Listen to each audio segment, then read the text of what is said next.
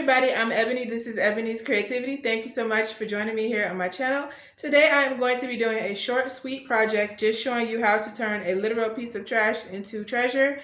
I know some people say farmhouse is dying or dead, but it is still selling in my area, so I am going to be doing some distressing on this piece since I've not done that yet on my channel. So thank you so much for watching. Again, please subscribe to my channel if you have not already, and let's hop right into the flip.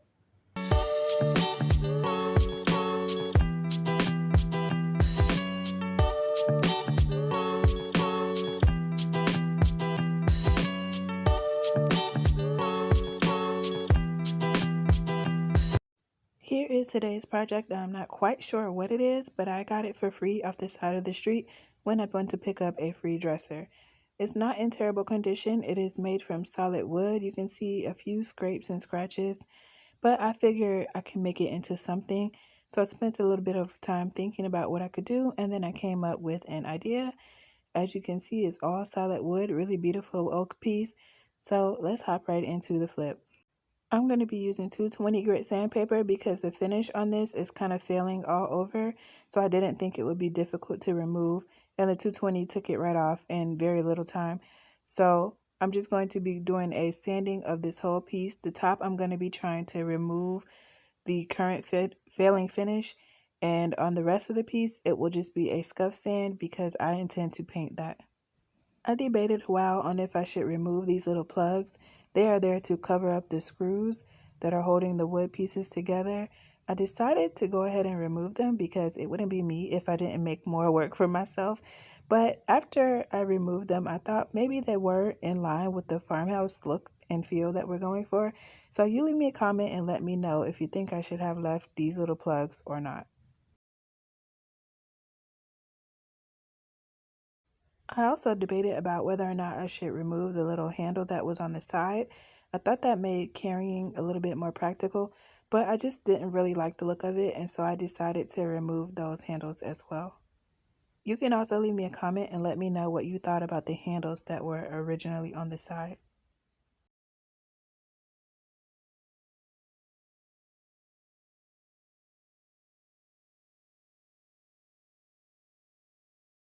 The wood on the inside of this piece was in really nice condition, and typically I would have just found a way to leave it natural. However, I knew I would have to plug those holes from the hardware that I just removed, so I decided to scuff the inside pieces of this as well to prep them for paint. In order to fill all the holes that I have created, I'll be using Quickwood. It's a 2-part epoxy. You mix them together in your hand like you see me doing here. And when you see one uniform color, it is ready to apply.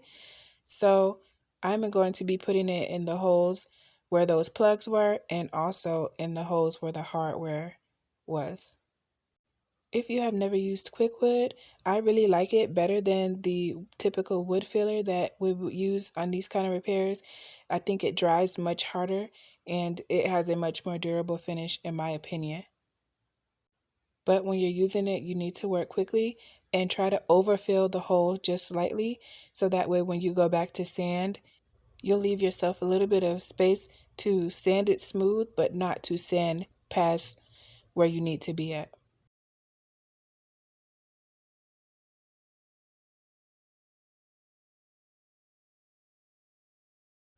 Here's how this looked once Quickwood was put into every hole.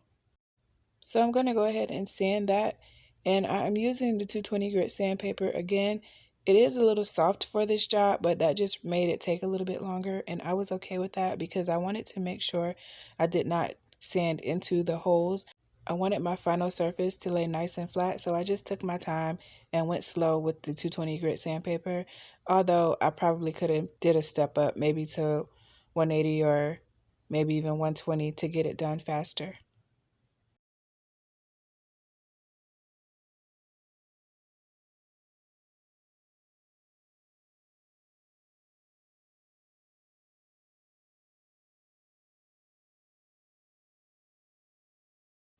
Here's how that looked once all my sanding was complete. So after I finished sanding, I cleaned this piece up and then I came inside and I went ahead and did 2 coats of Ben Shellac based primer.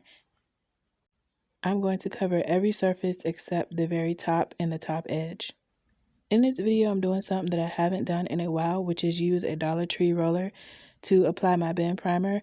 I really have learned to love spraying this primer because that leaves less texture than rolling.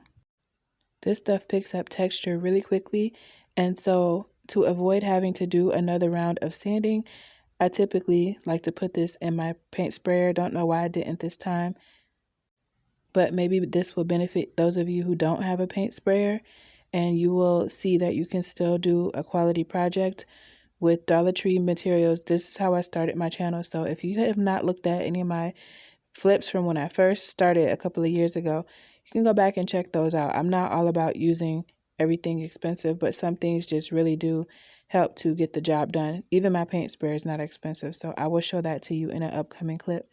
And you can pick that up if you have any interest in an entry-level sprayer.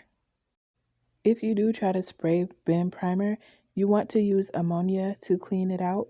You would not want to try to use water. You will make a big mess and probably damage your machine. So no water at all the first couple rounds of cleaning, just straight ammonia.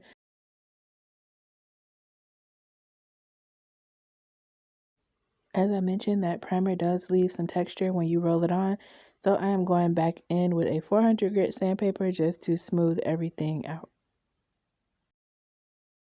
And as always, once I was done priming and sanding, I went ahead and cleaned the piece off to prep it for paint.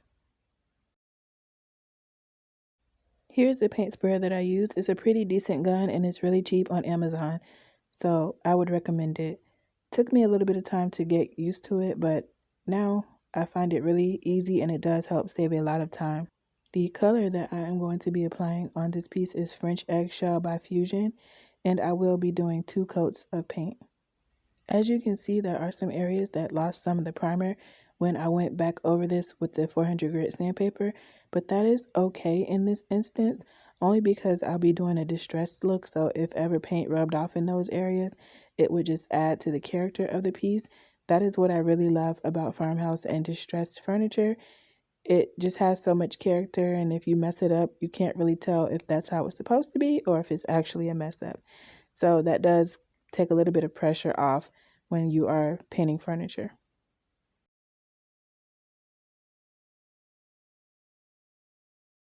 Here's how this looked after 2 coats of paint. Here's a stain that I will be using for the top, and I really think it complements this French eggshell color really nicely. I have these Dollar Tree sponges that come in a pack. They're in the card section if you're interested. I love these for applying all different kind of products. I can't use these enough. They are really good and they're disposable and really cheap. So I would definitely recommend you find these sponges in the card section at Dollar Tree. Since we're going a little bit for a rustic kind of a look on this project, I did not use wood conditioner, but if I wanted a very smooth, modern, sleek look, I would definitely have used that. So if you're not familiar with staining or it's something new that you will be trying, my tips are just to move in the direction of the wood grain and just do the most complete stroke that you can. You want to go from side to side and just do long strokes. Most times I'll hit the same area maybe 2, maybe 3 times at the most.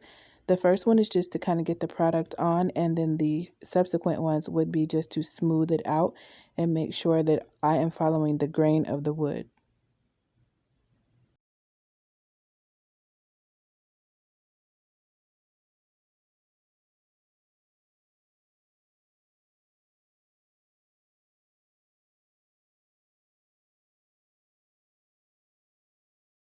I did notice some cracks at the bottom where some of the paint had collected, so I just went ahead and filled that in with caulk so that I could have a nice smooth look. And after the caulk was dry, I went ahead and painted over that as well.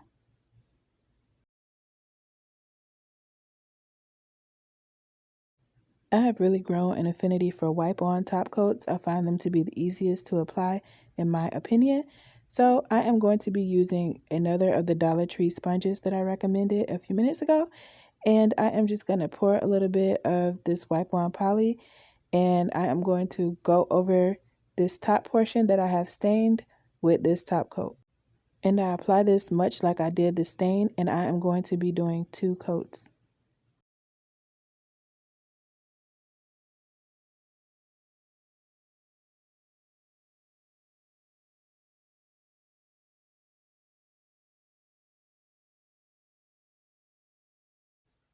Look at how nice that turned out. This really is a beautiful piece of furniture.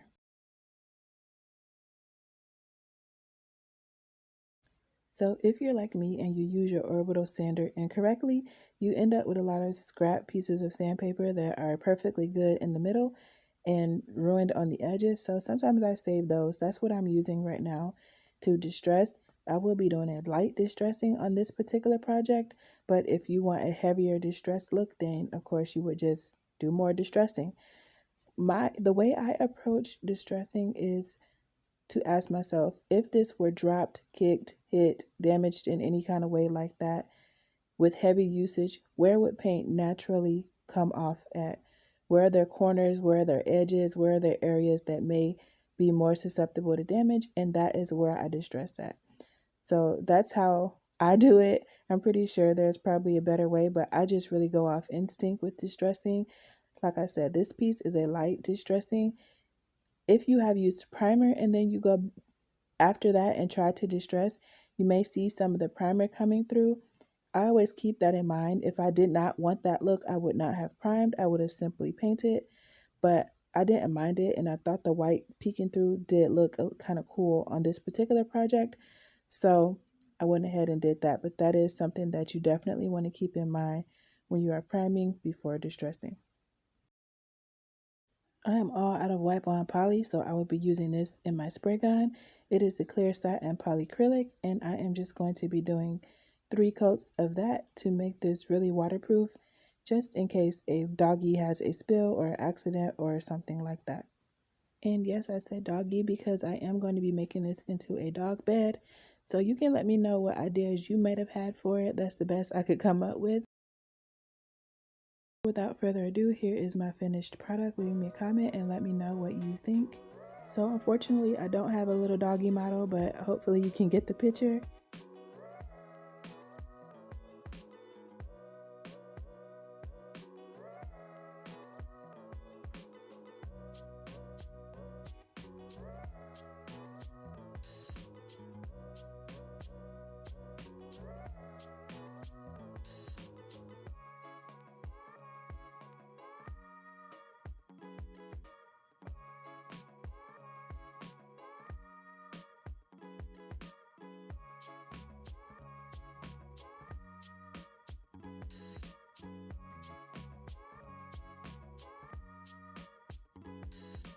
Thank you so much for watching. Please do not forget to subscribe to the channel.